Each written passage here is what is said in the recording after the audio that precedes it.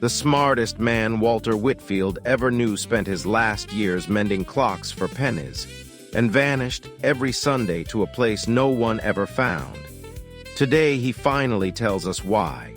On the very first night, 6 couples were seated at table 7 by pure chance, and Daisy told them the universe does not do such a thing by accident. The quietest pair turned out to be the Whitfields, Walter, who has since improved half this ship, and a leaner who keeps one worn little book closer than her heartbeat. The long days at sea have made these strangers a family, and every family, it turns out, is carrying something. Today, the Whitfields show us theirs. That particular morning, before the coffee had even cooled, there had already been one small piece of business at the Whitfield end of the table, the kind that happened without fail at 7:15 ship's time, whenever the signal held. Walter's tablet was propped against the coffee pot, and 8 time zones away, in a kitchen back in Massachusetts, one of his grandchildren was doing what the rest of Table 7 had not yet learned to do without a full minute's head start. And that is why the horizon appears to bend, even on a perfectly flat sea. It is not the sea that curves, you understand. It is the world doing something extremely rude to your eyeballs. And on the little screen, a grandchild's laugh arrived a half-second late, fast and unpuzzled, while the rest of the breakfast table, half a world closer, would call that exact joke one of Walter's for the better part of a week before anyone worked out it had been funny. They're the only ones who laugh in the right places, dear. The rest of us just watch a leaner's face to see if it was a joke at all. Your grandmother exaggerates for effect. It is a family trait, not mine. And then the screen went dark, a kiss blown, a promise of tomorrow's call, and Walter set the tablet aside and reached, from long habit, for the nearest napkin. There is a particular kind of day on a long cruise, friends, that has no land in it at all. No port, no excursion, no shore to point the camera at. Only water in every direction, the slow heartbeat of the engines far below, and a great deal of time, which, for most people, is a gift, and for Walter Whitfield was a clear and present danger.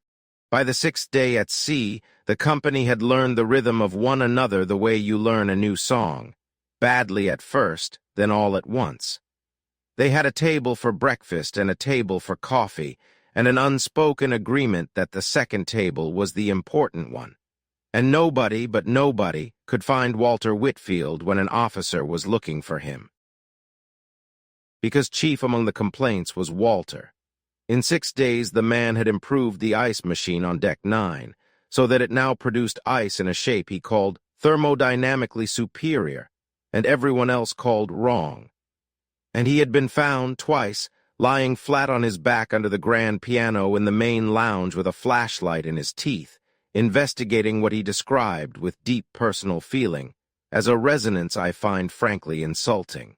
That morning, a leaner set his coffee in front of him with the patience of a woman who had been doing exactly that for 53 years. Walter did not look up.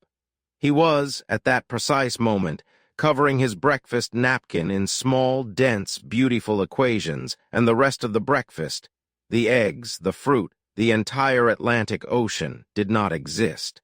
Walter, the cruise director, has started walking the long way around the lounge, all the way around, past the casino, just to avoid passing our table. Has he a leaner? That's inefficient of him. The short way is clearly faster. That, dear, is rather his point. And Walter, who could hear the precise frequency of a hull's complaint from 3 decks away, who could tell you the barometric pressure of the morning his children were born, did not hear that one at all. He turned the napkin over, found a clean white corner, and kept right on writing.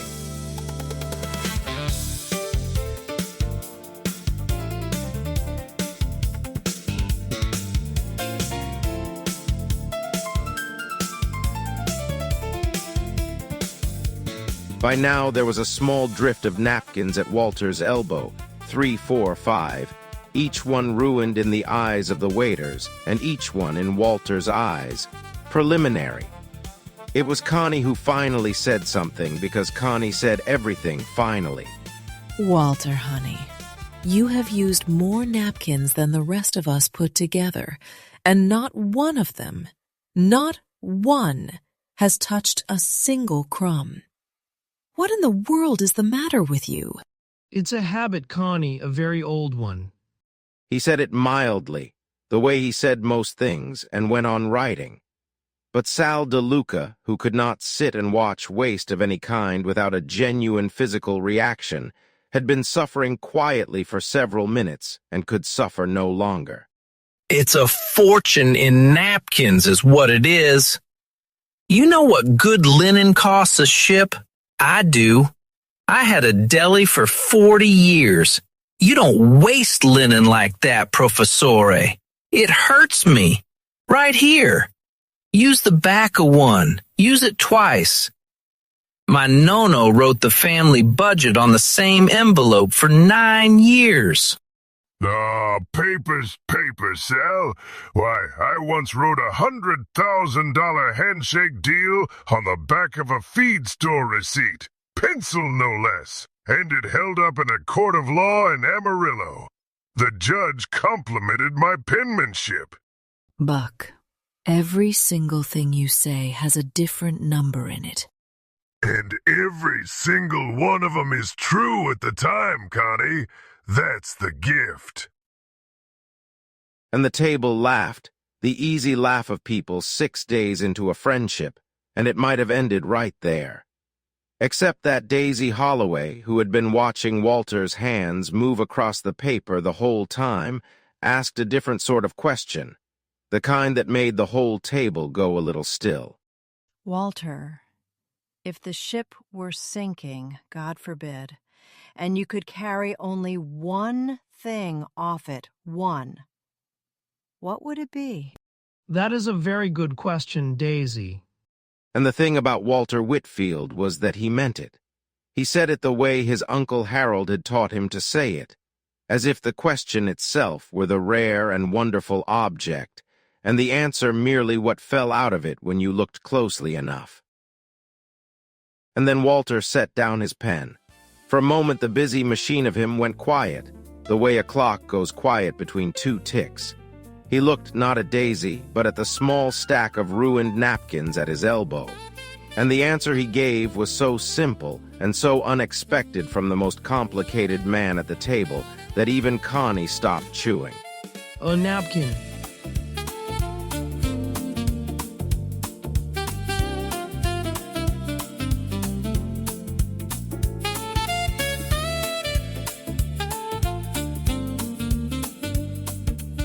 A napkin, Walter, come on now, you've got 7 patents. 7, you help spaceships find their way home in the dark. And the one thing you'd grab off a sinking ship is a napkin. One napkin, Chuck, not these are nothing scratch paper, a particular napkin.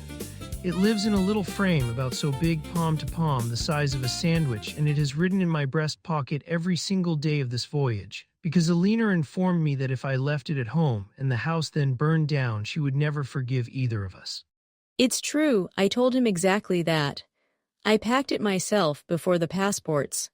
And the table felt the change before it understood it. The particular silence that falls when a loud, warm group of people realizes one of them is about to say something that costs him.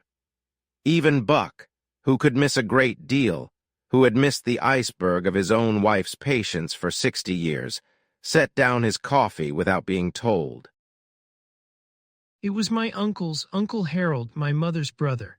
He has been dead a very long time now, longer than some of you have been alive, and I think about him nearly every day. And then, in the gentlest voice anyone aboard had yet heard from this dry, impossible man, Walter Whitfield said the words that, at this table, had already become a kind of magic spell. The words that turned coffee cold and strangers into the keepers of one another's lives. Did I ever tell you, any of you, about my Uncle Harold? No, Walter, you haven't. Tell us. And the coffee, as coffee aboard the Via Oceanus had a stubborn habit of doing the moment a story began, started quietly to go cold in 12 cups at once. because at table 7, all of them turned, once again, the same way they had turned every evening of this voyage. They turned toward the one who was about to remember out loud, and they listened. So Walter drew the frame halfway from his breast pocket, and for just a moment they all glimpsed it. A square of paper, yellowed and soft as cloth with age, behind a small pane of glass, and across it in a hand so small and so careful and so old-fashioned that it looked less written than engraved, a single faded line of figures. 7 symbols, no more. He held the frame the way you hold the only one of a thing left in all the world. And then, friends, he took them back. Back past the cruise ship and the cold coffee and the wide blue indifferent sea. Back to a small brick house in Massachusetts. And a boy. And the smartest man that boy would ever know.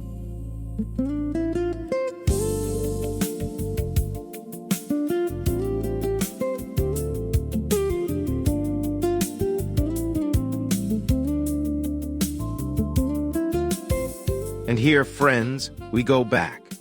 Back to a small brick house in Massachusetts, sometime in the early 1940s, with a war on the radio and the smell of boiled cabbage in the hall, and a thin, bright-eyed boy of about 10 who was absolutely certain his uncle had hung the stars, and then explained to him exactly how. When Walter Whitfield was a boy, he believed there were only 2 kinds of grown-ups in the world. There were the ones who told you to be quiet, and there was Uncle Harold. Uncle Harold answered the question. Every question, why the sky was blue, why ice floated, why the moon followed the car all the way home and stopped when you stopped. And he answered each one as though it were the most reasonable and urgent thing a person could possibly want to know on this earth. He would crouch right down to my height in the kitchen, and he was a tall man, so it was a long way down, push his spectacles up his nose and say, "Now, that is a wonderful question, let us find out together." And then chalk would appear from somewhere, or a sugar cube, or 2 spoons and a length of string, or if there was nothing else in the room, a paper napkin. And for one whole golden afternoon the world would stop being a place you had to be quiet in, and become instead a puzzle that wanted to be solved. He was, the narrator must tell you plainly, a genius, not the loose kind, but the old, full-weight kind. A mathematician from God. His papers had been read in their day by men whose names are now printed in small type in the back of your grandson's physics book. There had been a chair waiting at a great university, and talk of the very biggest prizes a thinking man can win in this life. I understood almost none of the actual mathematics, you understand. I was a boy of 9, of 10, but I understood the light it put in his face. I understood that when my uncle was inside a problem, he was the happiest, kindest, most completely alive person in any room, and I wanted that light for myself so badly that I became, in the end, a physicist. Everything I ever built, every patent, every system that ever flew, was really just me trying to get back to one kitchen afternoon, when the smartest man in the world crouched down to a small boy and said, "Let us find out together." And then, the way it always does, the way it is doing somewhere even now, life happened.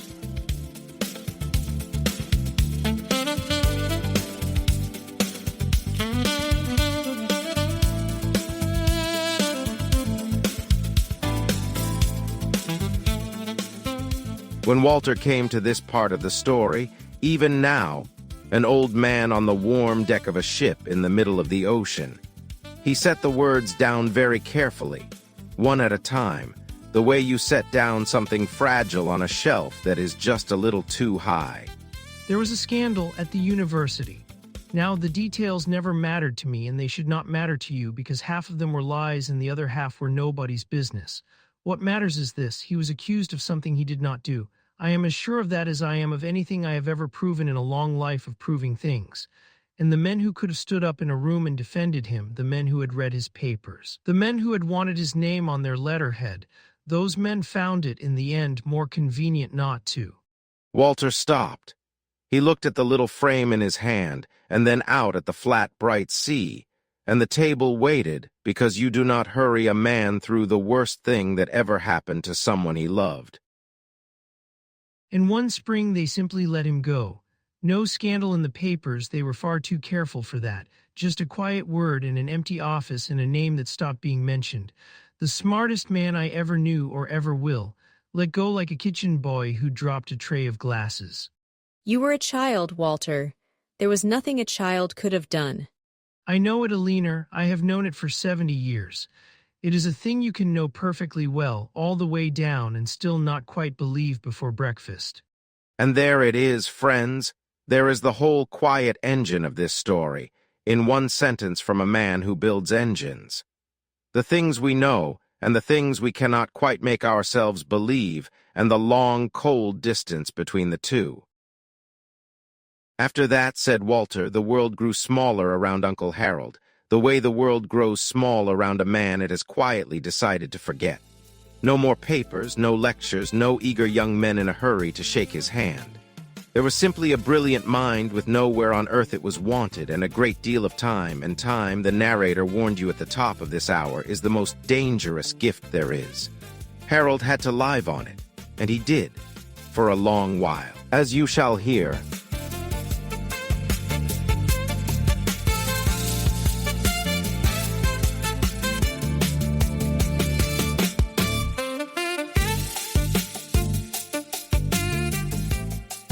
He drifted, said Walter. He moved out of the good rooms and into a single cold one nearer the city, far enough that the family saw him only now and then. There were no telephone calls. There was a Christmas card, a visit at Easter, a great deal of meaning to. And to eat, the smartest man in the world fixed people's watches and clocks for pennies. His enormous mind that had once reached for the architecture of the cosmos, bent down small now over other people's broken time. A jeweler's loop, fine tweezers, a tray of tiny screws sorted by size and by thread, because a mind does not stop being a mind merely because the world has stopped listening to it. He wore the same overcoat for years. I could draw it for you right now, the exact gray of it, the gray of a winter sky over the harbor, and the careful mend at the left cuff where he'd sewn it himself, because of course a mind like that could mend a coat the way it could mend anything. He kept that coat brushed every morning. I want you to sit with that for a moment, all of you. A man the world had thrown away in a cold rented room with a brush, taking the lint off a coat nobody was going to see. That is the thing I want you to understand about my Uncle Harold. He had almost nothing, and what he had he kept clean. Daisy turned her turquoise ring slowly on her finger and did not say anything. Alina's hand had not left her husband's, and the company, who 6 days ago had been 12 strangers, leaned in a little closer over the cold coffee, the way people do around the one small lamp in a large, dark room. And nobody helped him, Walter? Family? Nobody? We sent what we could, Connie.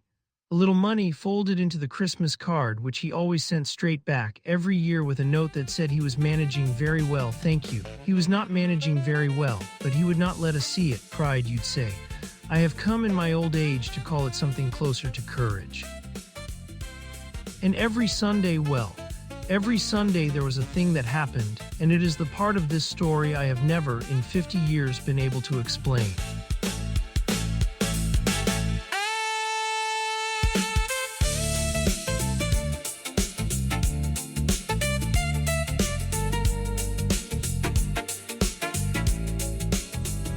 The table was very quiet now, and Walter, who measured everything, told them the one thing he had never been able to measure at all.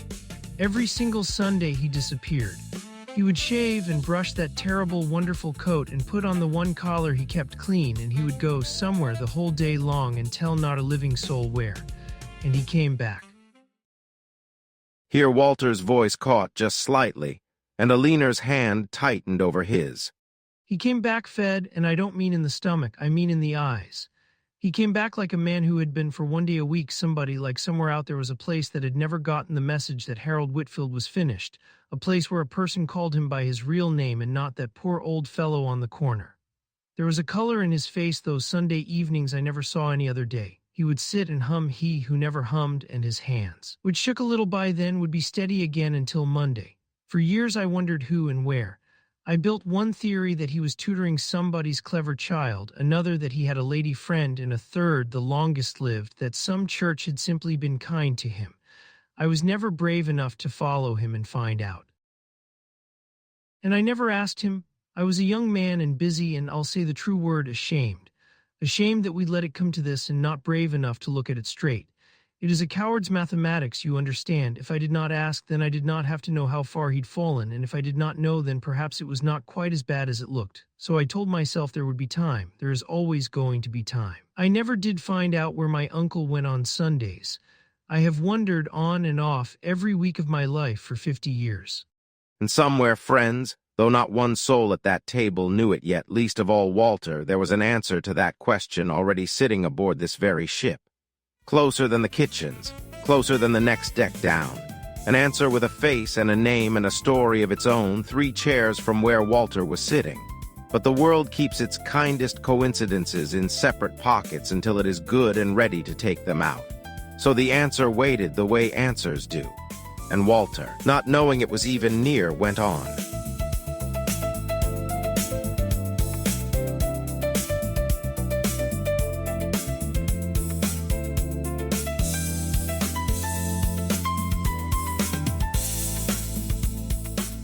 What did he do with his hands, Walter? All that time. A mind like that. A mind has to make something. He made things, Daisy, little brass things no bigger than your thumb. Gears, springs, tiny mechanisms, beautifully made, perfectly useless and perfectly wonderful. A little brass beetle whose wings opened. A set of interlocking rings you could not, for the life of you, take apart until he showed you, and then you could not see how you'd ever found it hard. He turned them out of scrap brass with a jeweler's saw and a file, on Sunday evenings mostly, when whatever the day had given him was still warm in him, and he'd give them away instead of change. The boy who delivered the coal got one. The woman at the bakery got one. I don't believe he ever sold a single one in his life. That would have made them work, you see, and the whole point of them was that they didn't have to. He made me a frog once, out of brass with a tiny bellows hidden inside it, and if you blew on it just so, just behind the front legs, it would hop a clear inch into the air off a flat table. The first time he did it, I laughed so hard my mother came in to see what had happened. He must have spent a week of evenings on the bellows alone, getting the leather thin enough and the seam tight enough. A world-class mind, one of the great minds of his generation. Sitting in a cold little room with everything taken from him, spending a week of his life so a small boy could blow on a piece of brass and watch it jump. I have built things since, things that flew a very long way from here. I have never made anything I loved more than that frog. And Buck Calhoun, 6 feet of Texas at the far end of the table, blinked several times very quickly, cleared his throat with great authority, and announced to nobody in particular that the sea air was bothering his eyes again. Of course it is, dear. Now the narrator is going to ask you to do something the company at that table could not. Remember a brass frog. A small brass frog, the size of a thumb, with a hidden bellows that hopped a clear inch into the air when you blew on it just behind the front legs. Tuck it in your pocket, friends. Don't lose it. You'll want it sooner than anyone aboard this ship suspects.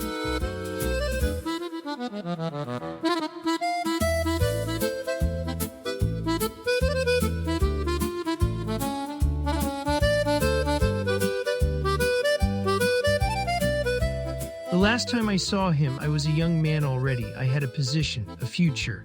I drove out to that cold little room, and I remember thinking the whole way there, next month I'll bring him home with us, next month I'll fix it. I want you all to remember that I thought that next month. Nobody at the table moved. He was thinner. The coat hung off him now, though still brushed, still mended, still that same harbor gray. But the eyes were the same. We talked the way we always had. He answered 3 of my questions before I'd properly asked them, and he made me tea in a chipped white cup and asked after my work with such hungry interest that I forgot for an hour where I was sitting.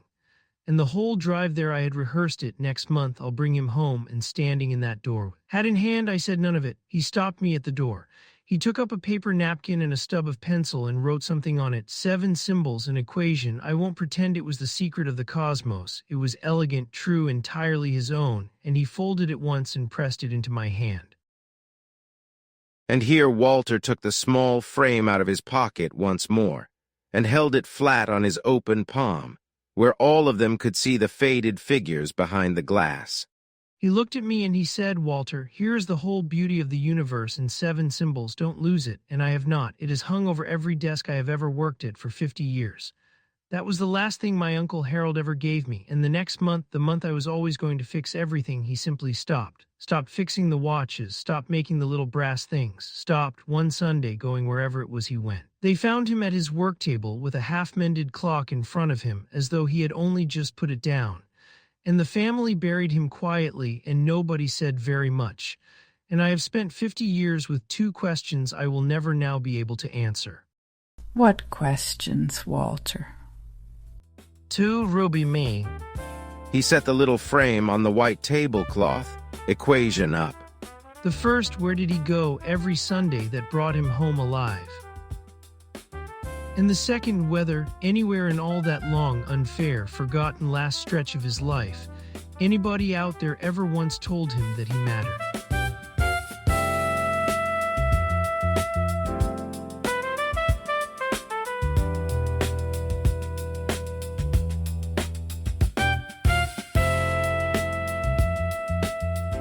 For a moment, table 7 was as quiet as it had ever been, the little frame catching the light on the cloth, and 12 people who had known each other for 6 days feeling the particular ache of a question that can never now be answered.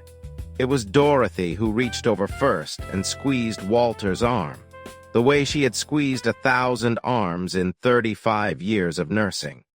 Oh, Walter, he knew, honey. A man who teaches a boy to ask why like that, he knew exactly what he mattered to.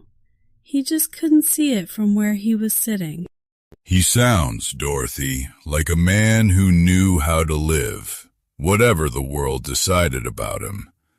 And the world decides a great many things and gets a powerful number of them wrong, and almost never circles back to apologize. But a frog that hops and a boy who grew up to send ships home through the dark, that is not a small estate. That is a fortune, Walter. He left you a fortune, and he knew its worth, even if he never saw its size. And then Buck Calhoun, of all the people at that table, blew his nose into one of Walter's spare napkins with a honk like a foghorn rounding a point, and announced, to a table that was very carefully not looking at him, Dust. It's the sea air. Salt does it. Don't anybody look at me. Oh, hell. Fine. Look at me. That's a good uncle, Walter. That is a real good uncle. And I'd have bought every brass frog he ever made and paid him too much for 'em. And here is the thing the narrator most wants you to notice. That is what a good story does at a table like this one, among people who 6 days ago did not know one another's names. It does not stay in the one heart that carried it. It spreads hand to hand, and everyone who touches it ends up holding a little of their own.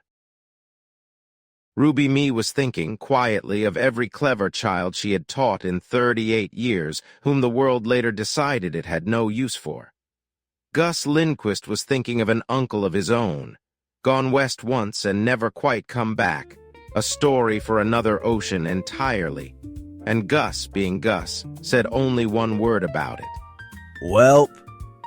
And Loretta Calhoun reached over and quietly took her loud, soft foghorn of a husband's hand under the table, which she did perhaps twice a year, and only when it truly counted.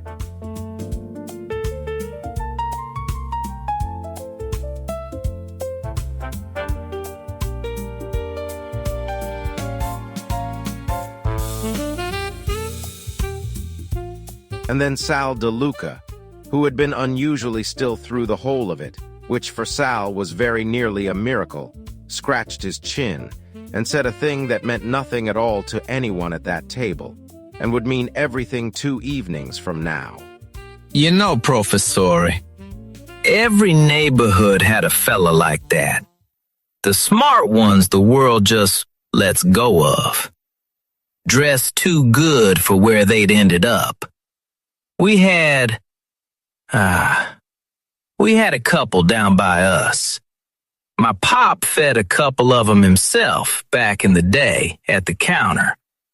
Wouldn't take a dime for it. Said it was bad luck to charge a hungry man who used to be somebody. Good men, all of 'em. The world's a careless place, Walter. And Sal lifted his coffee toward the little frame on the cloth. To your uncle. To Uncle Harold. And the cups went up and the little frame caught the light, and nobody connected anything. Why would they? Walter had told them of an Uncle Harold, dead 50 years, with a brass frog and a napkin. Sal had remembered for half a heartbeat a couple of shabby clever men at his father's counter, a different state, a different decade. The careless place called the world keeps its coincidences in separate pockets, friends, until it is good and ready to bring them out. Walter slid the little frame back over his heart. Sal finished his coffee and let the half-memory sink back down and forgot it entirely before the cups were cleared. But the narrator, who has the deeply unfair advantage of having read the whole book before reading it aloud to you, would like you to do the one thing the company at that table could not. Remember 3 small things. A man who vanished every Sunday to a place his own family never found.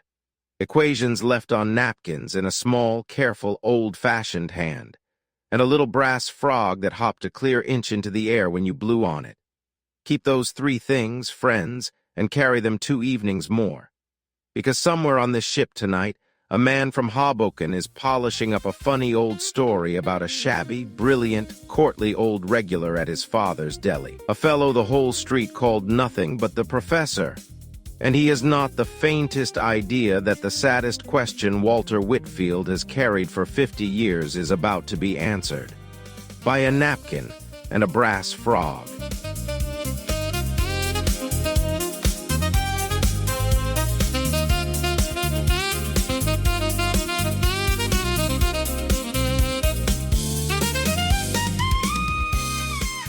That night on the dark deck, stars out thick as spilled sugar, Daisy found the Whitfields at the rail.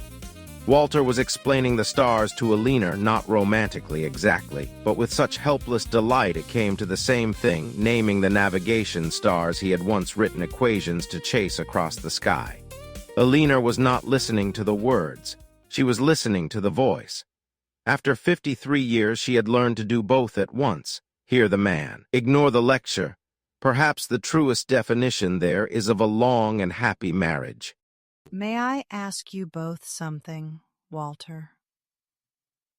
You two carry something, don't you? You have your napkin. And you, Eleanor. At dinner your hand keeps going to your bag. To a little book. It was my brother's. And Alina Whitfield drew out a thin, worn volume of poems that she carried everywhere and held it without opening it, the way Walter held his frame. On the flyleaf, had anyone leaned close enough to see, there were 2 initials, worn nearly smooth by 50 years of a thumb passing over them. The narrator notices them. The narrator says nothing. Keep that little book too, friends. It is not finished telling its story. His name was Teddy, my younger brother. He went somewhere once when he was very young and came home a quieter man than he left, and never told us, not in 40 years, what had happened to him there. He gave me this book of poems the week before he went, with his 2 initials inside the cover, so I keep it. Always, everywhere. It is the only part of that conversation we never finished that I am still allowed to hold. The 2 of you, the quietest pair at the whole table. And you go around the world with your hearts in your pockets, a napkin and a little book. I told all of you the very first night, the universe does not seat that by accident. Daisy, there is no measurable mechanism by which a seating chart could possibly. I know, Walter. Walter looked from his wife's small book to his own breast pocket, then to the dark water sliding by, full of stars he could name, and a great many things he could not. And yet, I find tonight that I do not entirely wish to argue the point. Alina took his arm. Daisy looked up at the great sugar spill of stars as though reading something written there that the rest of them couldn't quite make out. And the narrator, who knew that she was right and knew exactly how right, only smiled, and kept it as a good narrator must for 2 evenings more. Next time aboard the Via Oceanus, we make landfall. The oldest city in the Americas is waiting. Cobblestones the color of a bruised sky, a fort that has watched every ship in this harbor for 400 years, and a tropical rainstorm that arrives exactly when it wants to. And somewhere in the middle of it all, Sal DeLucas finds himself a domino game he takes very, very seriously. Don't miss it. Thank you for spending this long day at sea with us.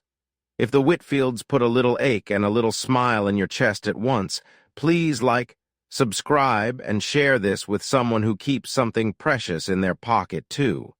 And tell us in the comments which couple at table 7 is your favorite. Fair winds, friends, and calm seas. We'll keep the coffee warm at table 7. See you in the next port. Thank you for sailing these miles of our cruise, along with our characters. See you in the next port.